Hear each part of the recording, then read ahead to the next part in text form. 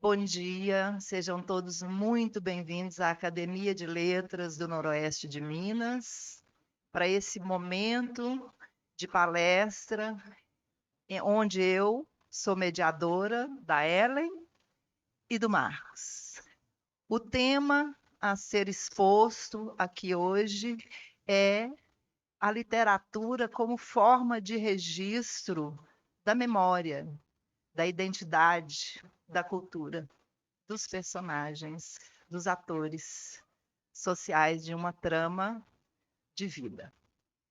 E, para começar, eu vou ler a biografia deles dois, começando pela Ellen.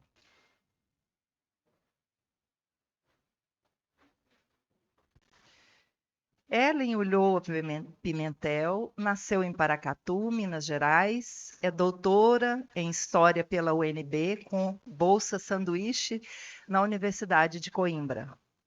Foi professora do departamento e do mestrado em História da Universidade Estadual de Montes Claros, Unimontes. Atraída pelas astúcias daqueles que buscavam formas de escapar dos enquadramentos oferecidos pelas normalizações, escolheu o Império Português como locus e dirigiu suas pesquisas para objetos como o casamento, sexualidade e práticas mágicas. Busca na documentação perceber como as camadas populares ressignificavam, se apropriavam e subvertiam as estruturas concebidas para sua sujeição. Possui trabalhos publicados em livros e revistas especializadas. Dedica-se à área cultural, como membro da Academia de Letras do Noroeste de Minas, da Associação de Guias de Turismo do Noroeste de Minas e da Associação dos Amigos da Cultura. Ocupa cadeira no Conselho de Turismo, no Conselho de Políticas Culturais e na Agência de Desenvolvimento Sustentável de Paracatu. Atua como produtora cultural em projetos culturais.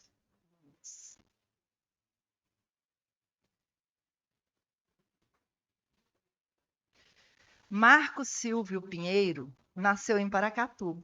É bacharel e mestre em literatura brasileira e portuguesa pela UNB. Reside em Brasília desde 1971.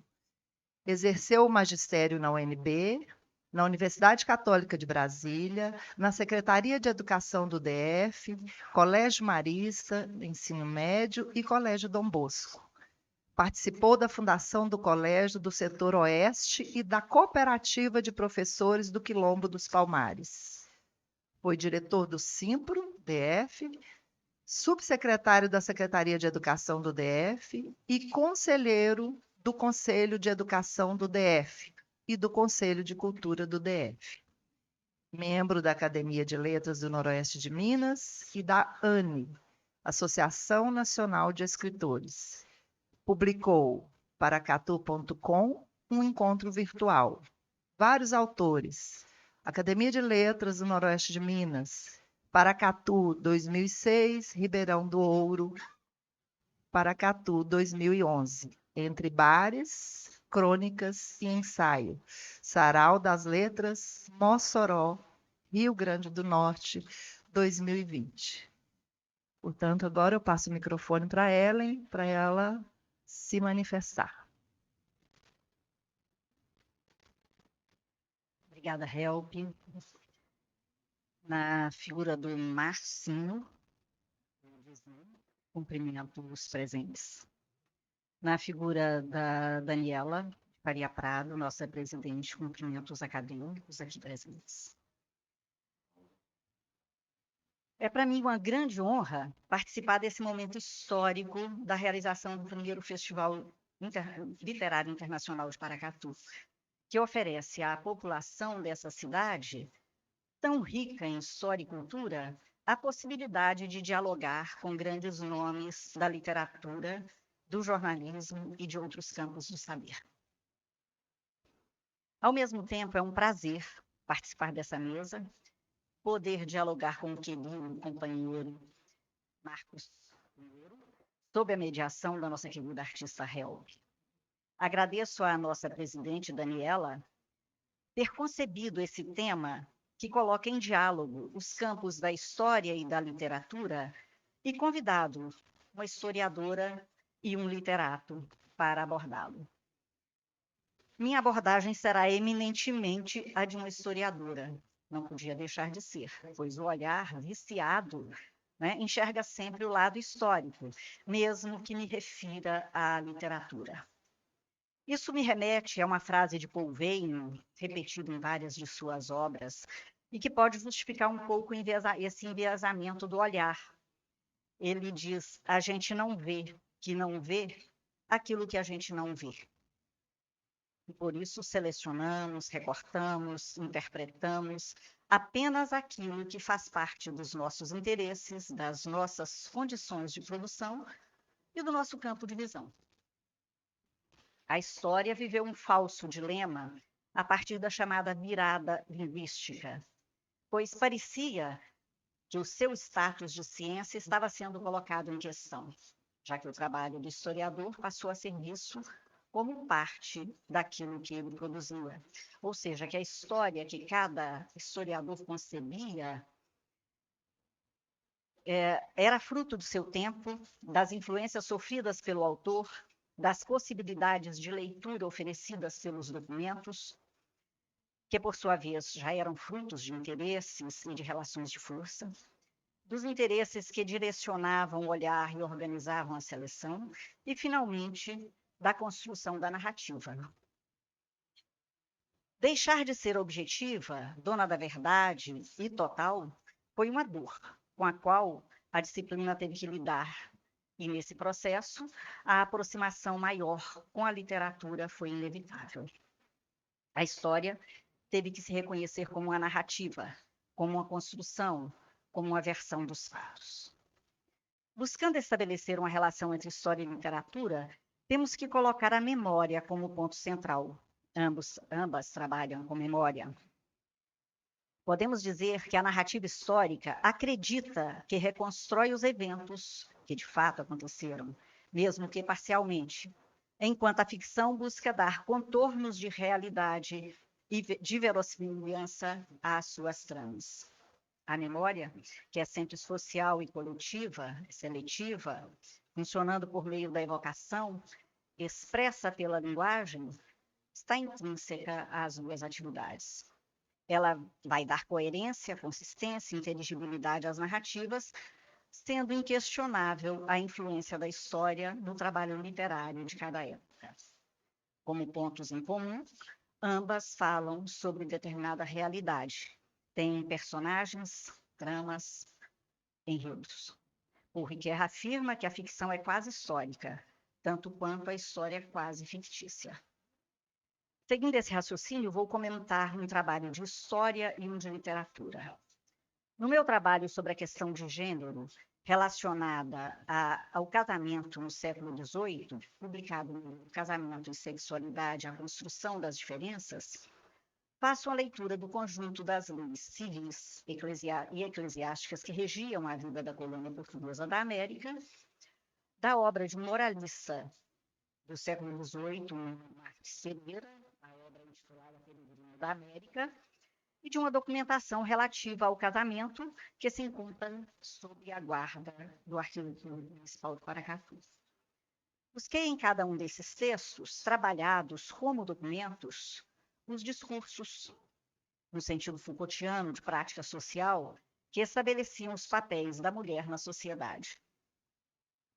Lendo ao arrepio dos sentidos ali cristalizados como naturais, o que encontrei foi a naturalização da subordinação das mulheres, assim como a delimitação das condições sociais, religiosas e étnicas que definiam o homem branco, católico e fidalgo como detentor de maiores direitos.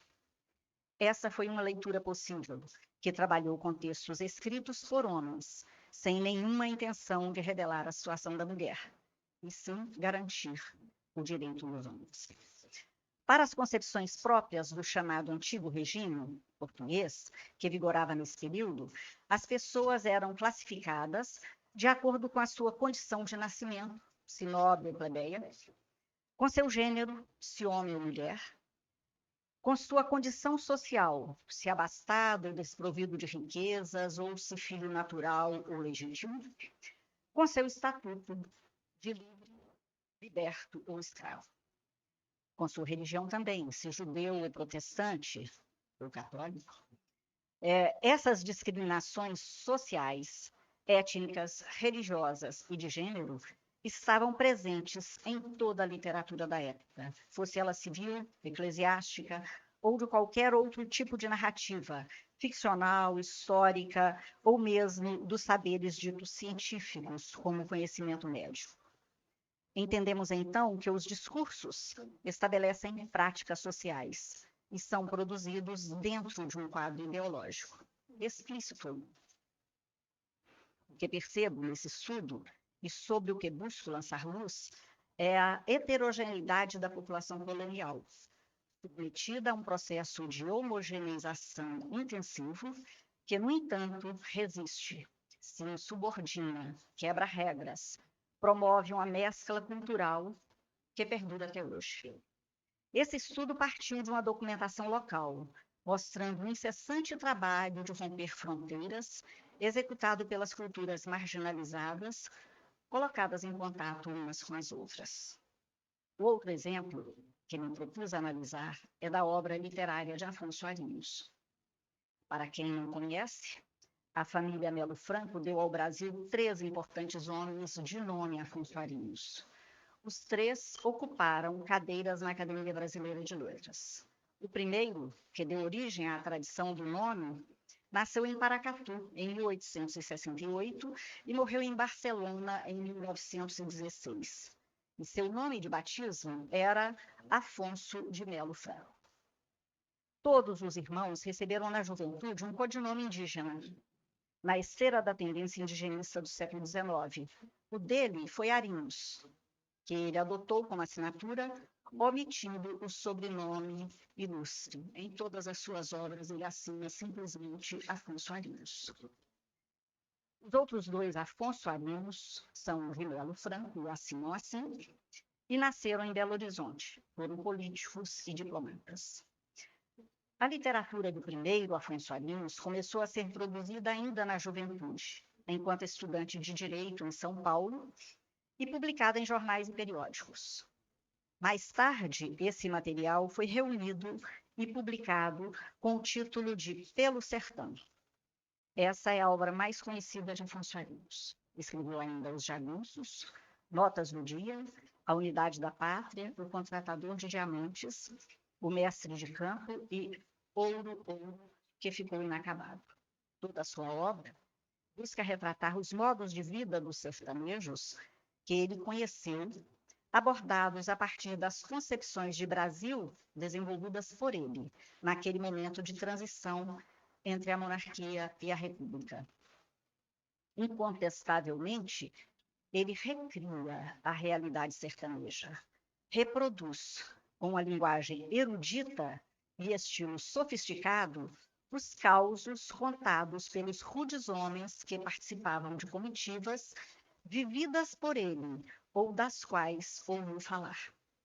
As paisagens do sertão também, que ele conheceu e reproduz, assim como a violência, a força, a pobreza e a beleza daquela gente. Sua militância em defesa de uma cultura popular e de uma arte em padrões autenticamente brasileiros fez com que fosse considerado uma figura decisiva para a concepção do modernismo brasileiro. Erudito, de hábitos refinados, frequentador de altas rodas da sociedade paulistana, a partir de Paris, onde morava, ou em suas sucessivas visitas ao Brasil, em suas festas palacianas, oferecia aos convidados espetáculos de manifestações folclóricas e populares típicas de diversas partes do Brasil.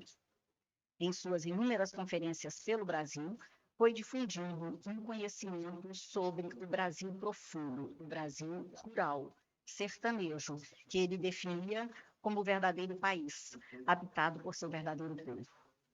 Como afirmou um dos seus estudiosos, Alexandre Lazari, apreciava viajar tanto em modernos automóveis, trens e navios a vapor, como em lombo de mula, na companhia de tropeiros analfabetos. O encanto por essa companhia começou quando ainda um menino fez uma longa viagem com a sua comitiva, que levava a sua família em mudança de Paracatu para a cidade de Goiás, então capital da província, para onde o pai, juiz, havia sido transferido.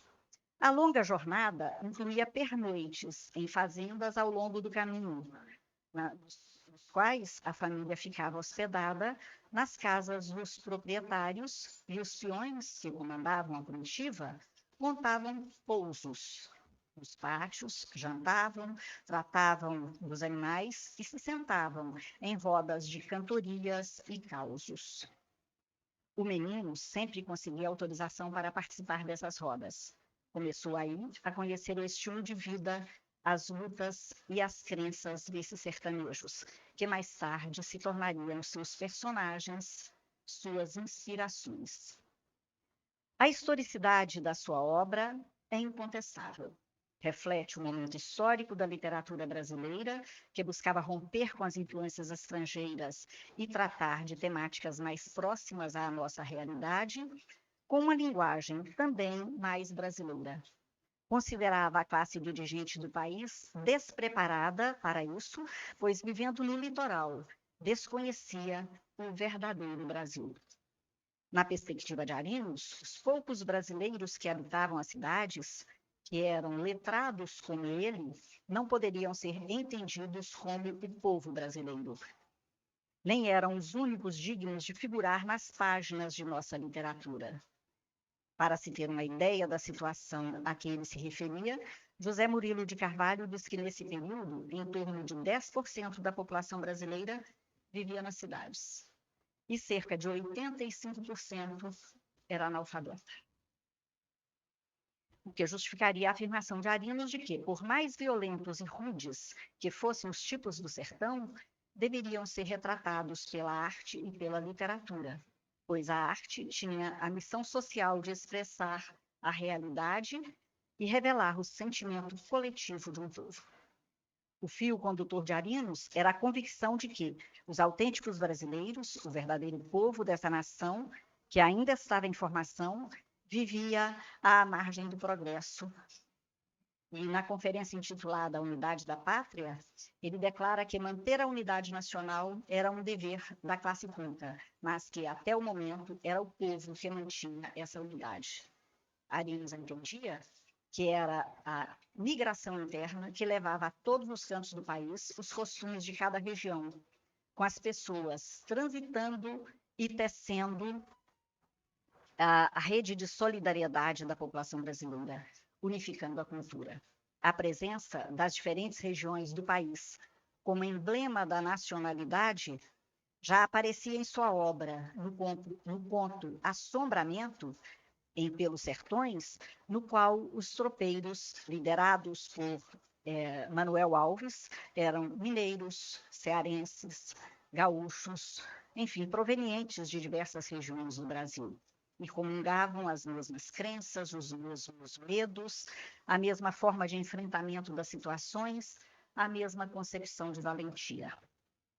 Um elemento interessante para analisar a influência da literatura para a história local pode ser encontrado em seu poema Buriti Perdido, num trecho já no final da bonita peça poética, onde ele diz: se algum dia a civilização ganhar essa paragem longínqua, talvez uma grande cidade se levante na campina extensa que te serve de soco, velho Buriti Perdido.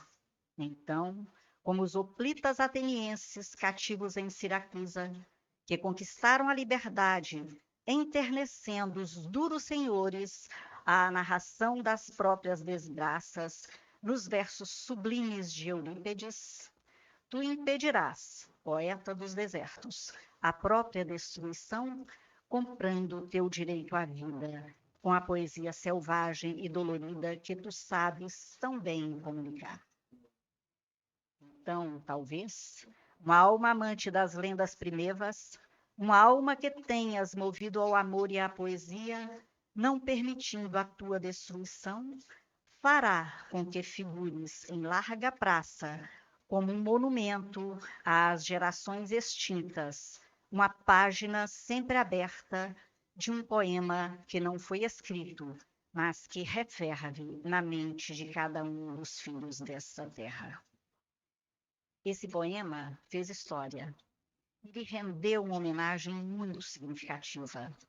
A Praça do Buriti, em Brasília, o Palácio do Governo Distrital, batizado com o mesmo nome, e um buriti, ali plantado, com a placa aos seus pés, com o trecho do poema forjado em placa de metal. Essa capital interiorana já havia sido sonhada por José Bonifácio na Constituinte de 1823 e deveria se localizar em Paracatu, no coração do país, cidade que era conhecida por ser a terra natal de outros nomes ilustres, como o do Dr. Francisco de Melo Franco, nomeado em Portugal como médico honorário da Real Câmara em 1793. Essa homenagem, eu acho que é uma homenagem muito bonita, que mostra muito da força da obra de Afonso Arinos.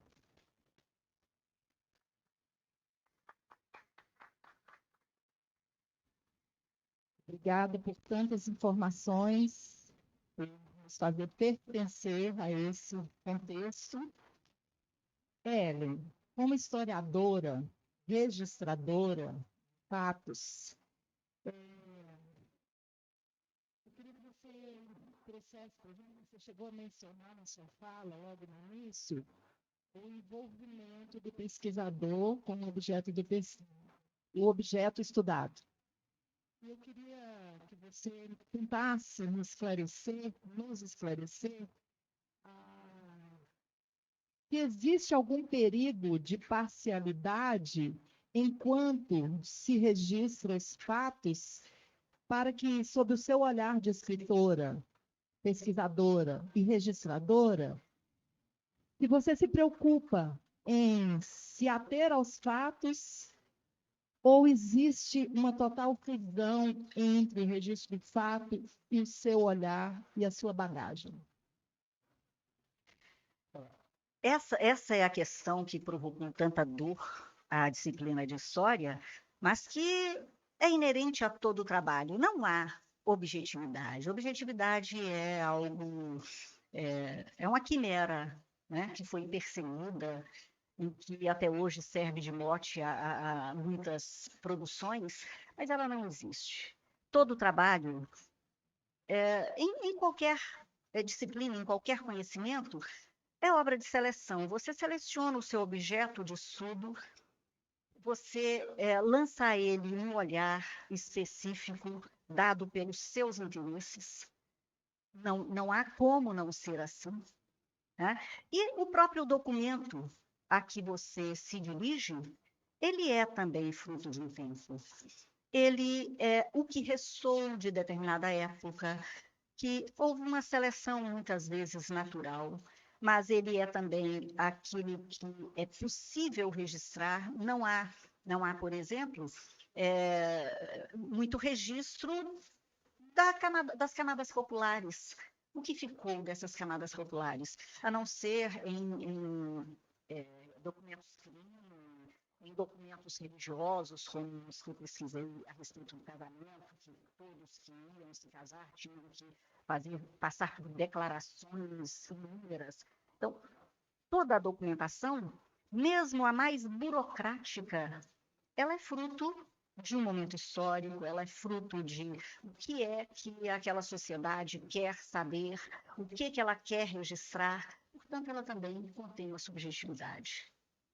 Né? Cada época, o censo, por exemplo, não são as mesmas perguntas que orientam o censo em todas as épocas. Então, aquilo que é premente em um determinado momento vai aparecer. O que não é premente, ninguém se lembra.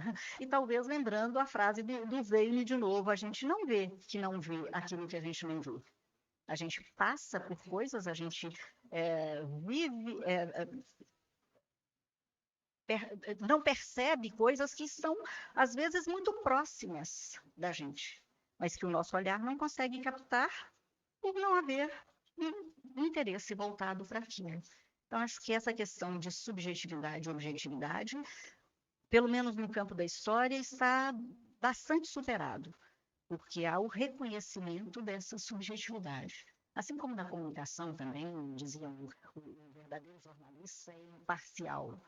Não há imparcialidade. Não acredito em imparcialidade. Daí a importância da análise do documento e como você vai fazer isso. É difícil. Difícil, né? Porque, claro que como você vai manifestar sua subjetividade. Aí vem uma solução boa para esse registro das camadas que antes eram excluídas é a história oral, que também só é possível com os livros. Então, o que está muito atrás, a gente tem que buscar vestígios, imagens, né, pinturas, fotografias, vestígios. E, por exemplo, as mulheres, elas não aparecem na maior parte da documentação. A gente tem que enxergar olhando a contrapelo, né? Olhando o que diziam para o homem, se afirmavam que aquela era a situação para o homem, efetivamente, então, o oposto era o que era para a mulher. Senão, não tinham que dizer, o homem pode, o homem não pode. Né? Se diziam isso, é porque a mulher, então, logicamente, não poderia.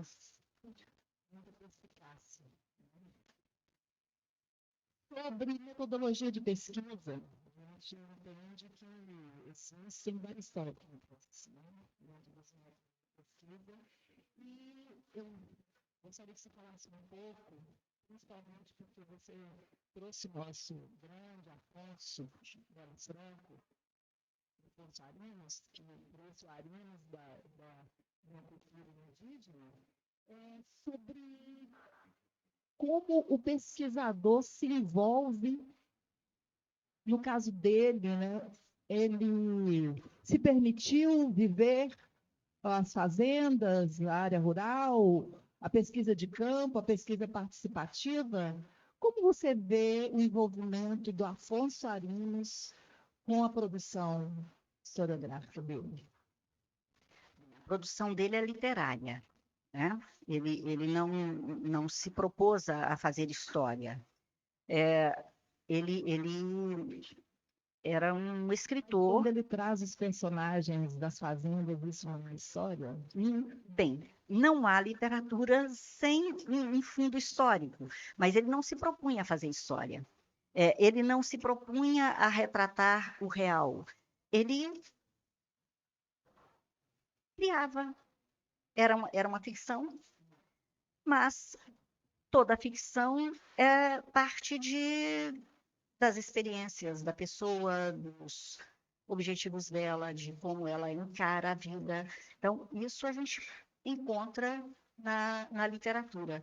A gente conhece muitas vezes o literato pela literatura que ele produz.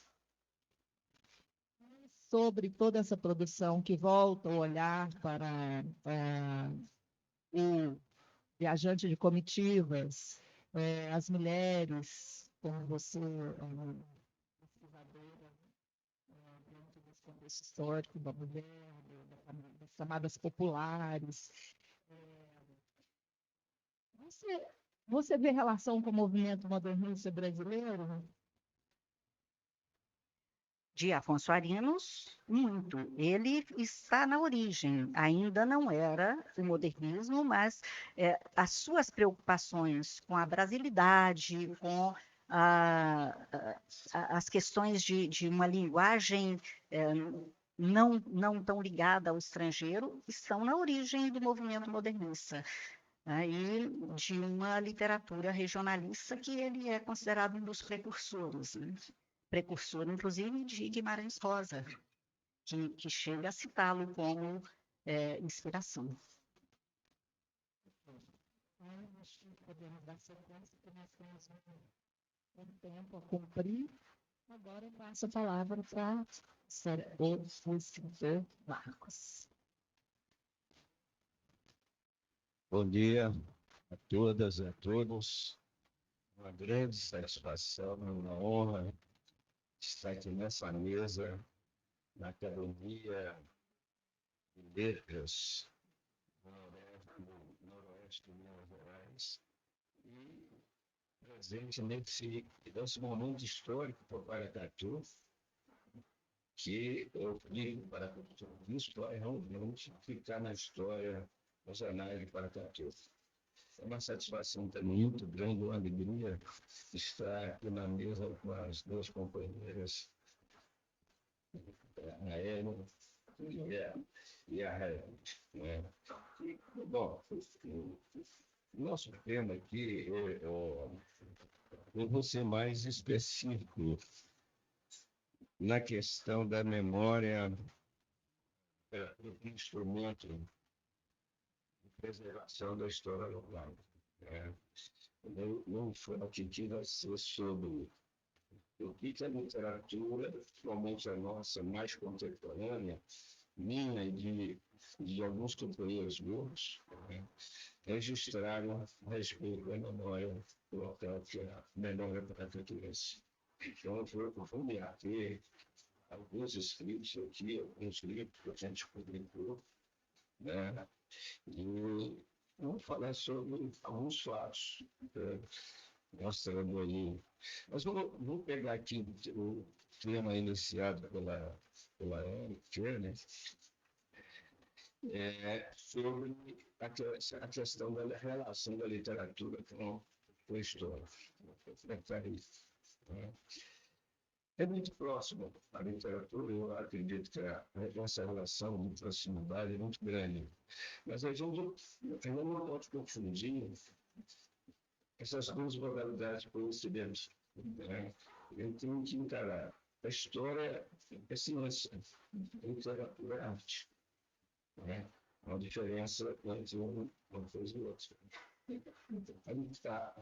A história, ela lida com fatos e informações retornadas, né? Enquanto a literatura lida somente com a ficção, com a imaginação. E ela é essencialmente subjetiva. A visão é subjetiva. A história pode ser, em alguns casos, criou, que pode ser subjetiva. Mas não é mesmo, ela é objetiva. Ela tem que lutar com os fatos. Esses fatos têm que ser comprovados. Não é? Então, a literatura tem muito mais liberdade de ver o universo do que a história. A história é limitada. A história ela se limita, vai até o passado, ela não está com o presente, ela tem informação do presente. A literatura pode chegar no passado, né? No presente, você pode olhar no futuro também. Então, ver o universo, o homem, no futuro.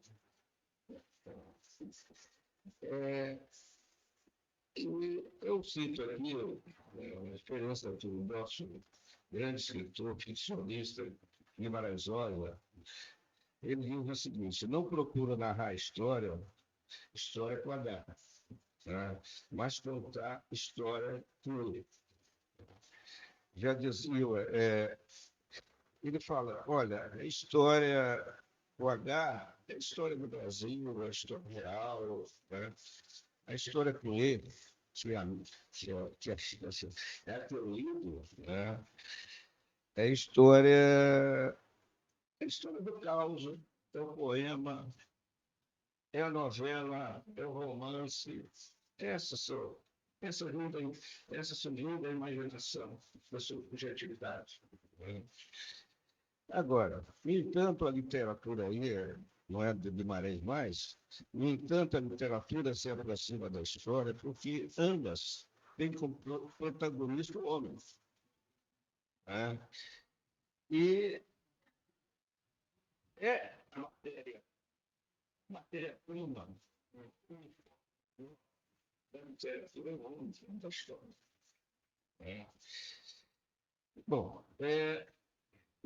falando de memória, a gente tem o seguinte, o Ivan Lessa, do saudoso Pasquim, ele já dizia que o Brasil é um país que de 15 em 15 anos esquece o que aconteceu nos últimos 15 últimos. Não é? A memória zero. Então, a contribuição da história e da literatura é muito forte para a gente resgatar a memória. Principalmente aqui, nós estamos tratando especificamente da cidade de Paracatu, local. O advento da internet,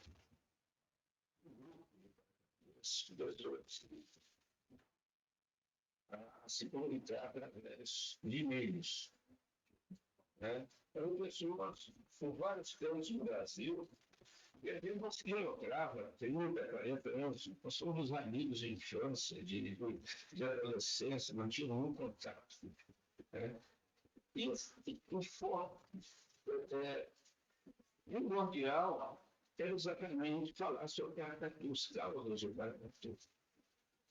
E quem iniciou isso aí foi o nosso amigo José, aqui, o Adriles e o Lula, que ele, Pereira, liderava esse grupo. E foram em torno mais ou menos de 30 paracatuenses ali se comunicando. Aí alguém deu uma ideia. Por que a gente um livro sobre isso? Aí o Adriles e o Kleber organizaram esse livro, que é esse aqui, paracatu.com, um encontro virtual. E nós publicamos esse livro que saiu, inclusive, pela Federação. E a ideia é exatamente essa, gente, para as gerações futuras, ter uma memória de Paracatu. O Adriles já tinha escrito outros livros, né? Caixa Grande,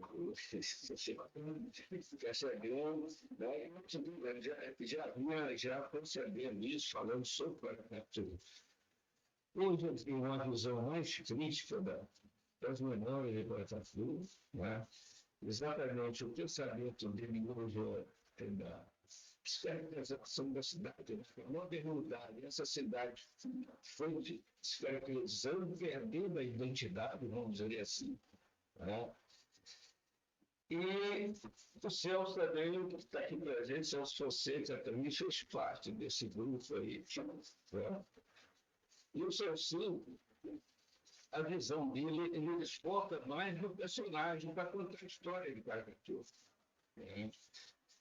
Ele tem um personagem que ele tornou um personagem mítico. Não é só assim. Quer dizer, a partir do personagem, ele mostra memórias da cidade de Paracatu. Como a gente lida com imaginação, é claramente real. Nem lida as coisas. A gente vai com real para criar a ficção. E essas memórias, cada um enfoque diferente.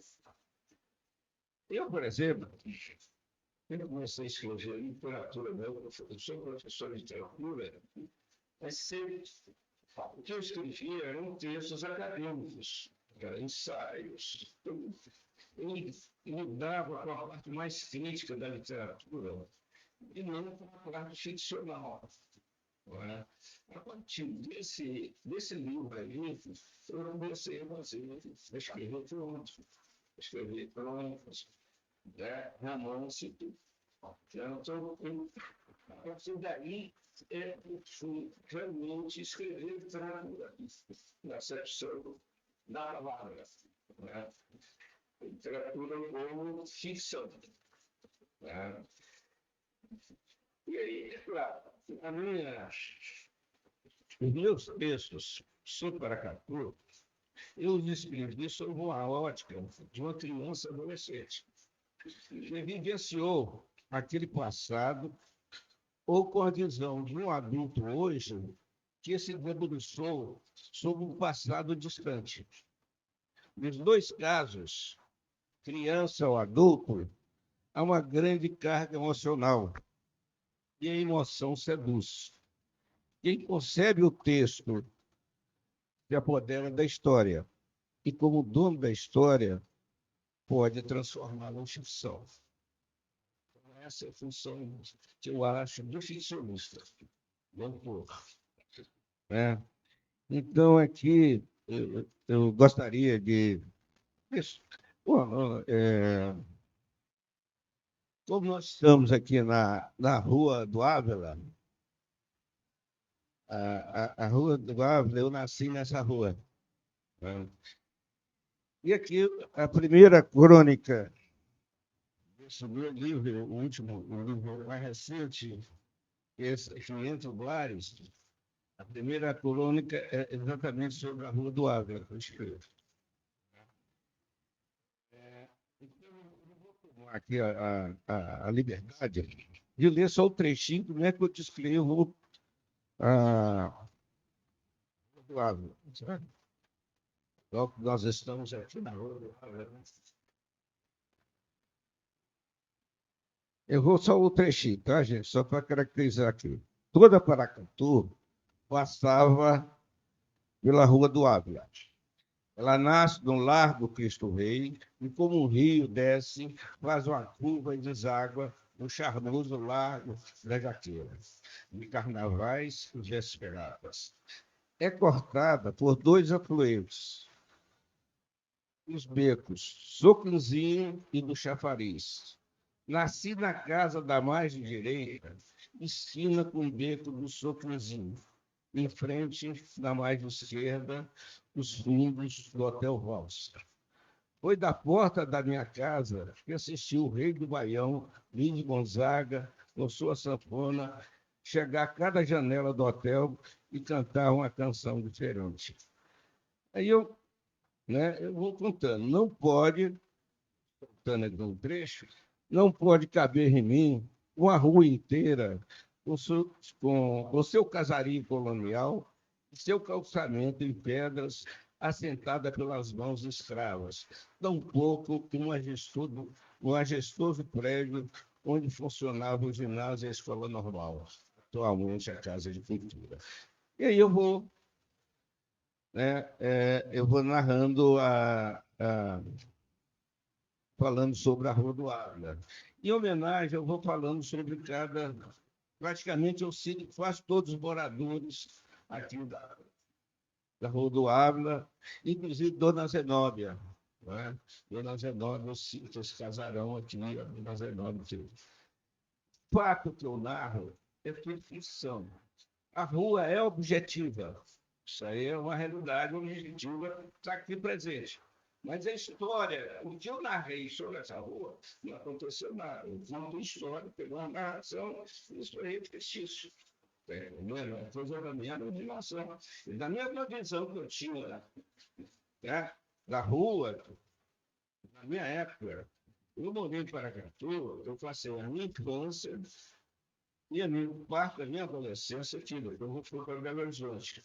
Então, a minha visão sobre a cidade, aliás, o que eu escrevo sobre Paracatu é desse passado distante.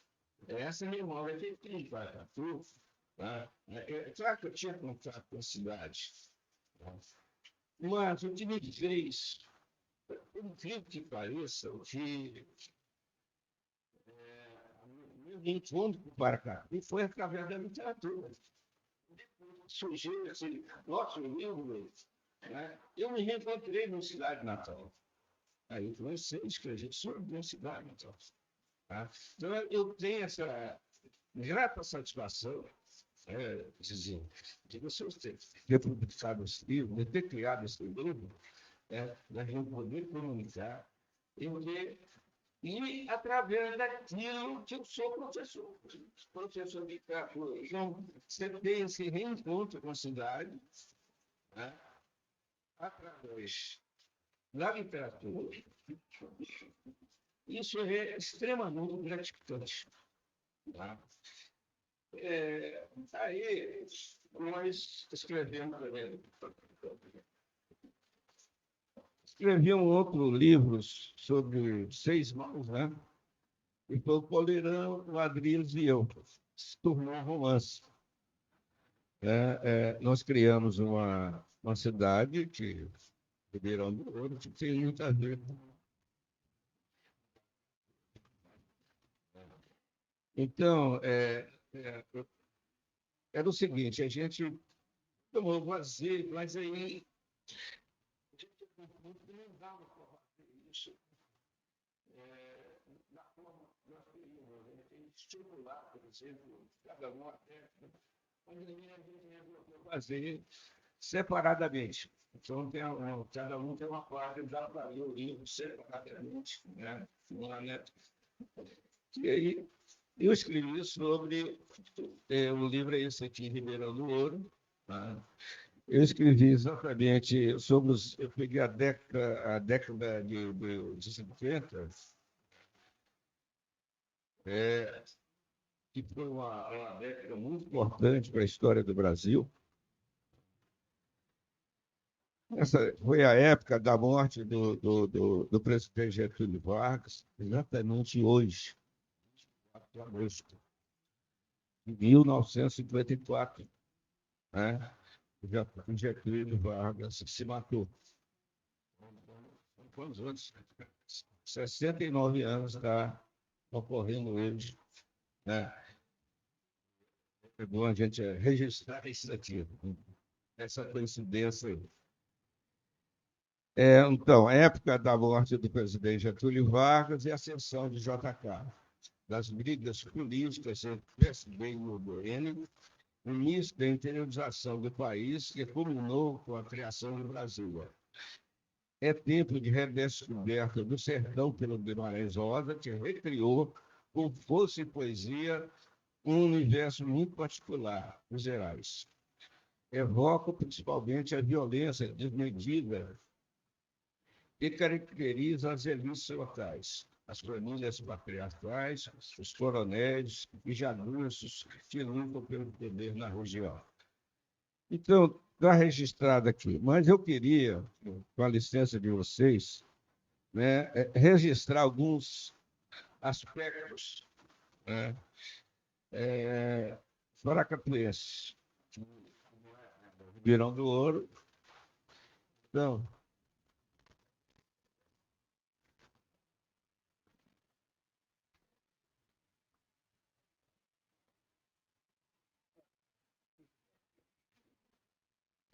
o primeiro ponto aqui, no livro, tem um capítulo que eu dedico, chama Campo de Aviação. Nós nunca chamamos aqui em Paracatu aeroporto, foi campo de aviação. Claro, eu era criança, né, nessa época, mas me marcou muito, né, essa questão do campo de aviação. Meu pai foi diretor do campo de aviação, outro irmão que foi piloto, né? Tem muito tempo aqui, se dedicou a isso. Mas eu queria contar 2 casos aqui. O primeiro foi a inauguração, do campo de aviação aqui para Paracatu. O Fernando de Moraes escreveu um livro sobre o Chateaubriand. E um dos projetos do Chateaubriand foi de inaugurar aeroportos, né, pelo interior do país. E ele fez isso em mais de 300 cidades no interior do país. Ele inaugurou esses campos de aviação, né, aeroportos aí, que eram muitos era uma necessidade, né, vocês imaginarem, isso aí foi, acho que esse campo de aviação, aqui não lembro bem, mas foi nos anos 40, né? Imagina Paracatu nos anos 40, não tinha estrada, né? A estrada era chave de boi. Agora você imagina o tanto de fazenda que tinha em Paracatu, longínquos, né? Estrada. E E às vezes a pessoa estava lá, tinha um acidente, né? Até trazer essa pessoa para a cidade, ou trazer, para levar para Belo Horizonte, ou outra cidade mais perto, é uma dificuldade muito grande. E,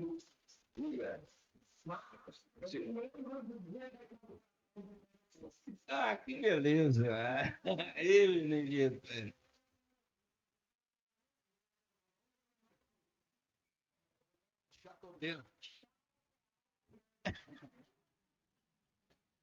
Pois é. E aí, era interessante. Você dá uma lida aí, se a minha narração sobre muita coisa ali eu inventei, mas alguma coisa eu peguei do Fernando Moraes, que a inauguração dele na cidade era praticamente a mesma coisa que toda a cidade queria. É. Ele fazia o seguinte, ele fazia uma chantagem. Ele pedia que o empresário, o fazendeiro da cidade, doasse um avião. Era um técnico que chamava de técnico, sobreveio. E aí, se o cara não doasse, ele era mais forte. Se imaginar, o império do Chateaubriand era muito maior que a Globo hoje.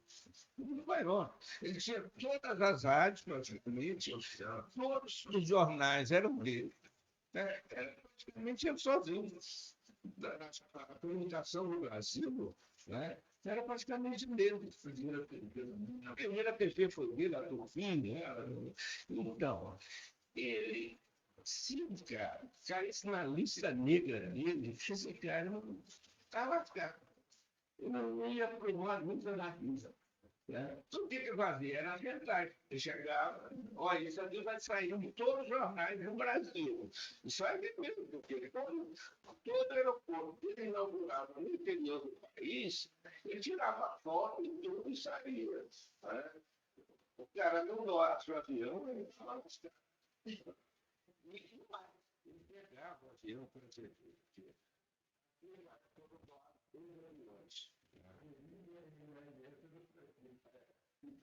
tinha um pequeno dele, né? E aí, é o seguinte, ele pegava o avião, isso aconteceu várias vezes em outras cidades, aqui, no ponto aqui, na minha narrativa, isso aconteceu aqui, mas com certeza disso, eu vi, ele fazia em outra cidade, ele fazia o seguinte, ele pegava, quando o cara chegava lá na outra cidade, não tinha um avião, ele podia emprestar o avião aqui, e inaugurava lá em Jaguaribe, o mesmo avião. Né? E aí ele ia fazendo, pegava o mesmo avião e ia inaugurando aeroportos, né, pelo país afora. Certo? Outro fato ligado a esse, isso aí eu participei, eu devia ser criança de 3 anos de idade, aí, pois eu vi aqui em Paracatu, foi o coqueluche, né? Acho que não existia na Síria, isso foi coqueluche. E teve um médico aqui no Brasil, acho que era o doutor Feio, falou assim, olha, falou com o meu irmão, que era pesquisador, falou, olha, pega esse menino aí, pelo avião, vai a 2 metros de altura. Isso, eu não conhecia mais essa ideia. Aí eu criei uma história aqui desse médico, né, que faz isso no consultório dele, passou um avião. Ele tinha mais tempo de voo do que de consultório. Ele ficava criançado, levava, né, passeava, dava um voo, estava todo mundo, né, plurado. Né? Eu não sei se isso tem base científica, não pesquisei sobre isso. Está apurado, cara. Outro fato que eu evoco aqui de Paracatu é o Jockey Club, né? Que acho que não foge a memória, parece que era um dos mais antigos de Minas Gerais. Acho que foi o segundo a ser inaugurado, a primeira é Cortilo. O segundo era aqui de Paracatu, que tinha um hipódromo, né? O hipódromo que a gente chamava de Prado, né? E que hoje, infelizmente, e tem toda a razão, né? Ao dizer aqui, né? Eu acho que o hipódromo aqui, ele ritualizava com o futebol, né? Nos domingos tinha que mudar o horário, né? O futebol era de manhã, o hipódromo à tarde, porque era uma concorrência muito grande, né? E era uma coisa muito, que era muito paracatuense, né? Nós tínhamos os grandes criadores de cavalo, né? E chegou um momento que não tinha mais aquele cavalo.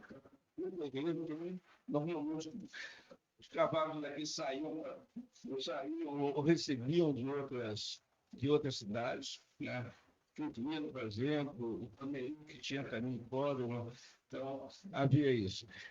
E aí eu faço isso aqui, eu descrevo essa época, que eu acho que isso é uma memória que a gente perdeu, né? Essas gerações não passaram por isso, né? Os atuais. Até a sede, né, que o Jockey Club lá, que é aquele prédio maravilhoso, bonito, arquitetonicamente, né, marcou a gente, marcou a nossa juventude, a nossa infância, né, hoje se transformou na Câmara Municipal. Então, depois eu falo sobre as eleições aqui também, que nesse embate político, né, entre as duas forças políticas que tinha aqui, que é o DN e o PSD. Eu também, na minha infância, no dia que Getúlio faleceu, no 24 de agosto de 54, a gente morava aqui e mais em cima tinha um serviço, já tinha iniciado as campanhas eleitorais aqui para prefeito da cidade, para vereadores. E Marcos, de, prosa boa, muitas histórias muitos causos a contar, mas infelizmente a gente tem um tempo aí estipulado pela comissão organizadora. Está terminando aí o tempo? Terminou. Já terminou. Bom, só citar aqui os outros casos aqui que eu iria enumerar, mas era do cinema Paracatu também, que me marcou bastante. O Cine Paracatu, que está aqui que eu faço aqui, eu comparo o Cine Paracatu com aquele Cinema Paradiso, um filme extraordinário, né? E eu faço essa relação. Tá? É muito bom. E isso aí. Né? Obrigado. Agradeço. Tem um aviso aqui da Academia de Letras que parece que a gente não vai poder conversar com o Marcos mais tempo, pelo tempo esgotado. E tem livros disponíveis aqui. Os livros que o Marcos mostrou estão disponíveis à venda. O livro da Ellen, que é Sexualidade, Casamento e Sexualidade. Imagina, gente, que eu confesso que eu ainda não li esse livro, meu próximo livro, porque são tantos que está na nossa lista, nosso clube de leitura, que participamos uma vez por mês. Então, a informação é que existem os livros disponíveis à venda aqui na academia, como também na livraria. Seu livro está na livraria? Da Flipa mesmo. Isso. Então, esses mencionados estão por aqui. E aí, eu queria só fechar com o tema da Flipa, que evoca a ancestralidade. Então, quando eu paro para pensar, às vezes a ancestralidade vai tão longe, mas não é. Ancestralidade é minha mãe, é meu pai, é meu avô, é meu bisavô, e assim vai, né? E às vezes a gente tenta buscar tão distante a tempos passados e a nossa ancestralidade está tão presente ainda, tão perto de nós e nos entender enquanto fruto dessa ancestralidade, né? Muito interessante esse tema para a prova do Enem. Eu não sei se essas duas meninas aí já fizeram, já estão noutra etapa, porque vocês têm cara tão jovem, mas vocês já passaram por essas etapas, né? Mas essa coisa da arte, literatura, ancestralidade, ficção, história, fatos, tudo é tema para se buscar nas próximas provas, né, que o Brasil vai organizar.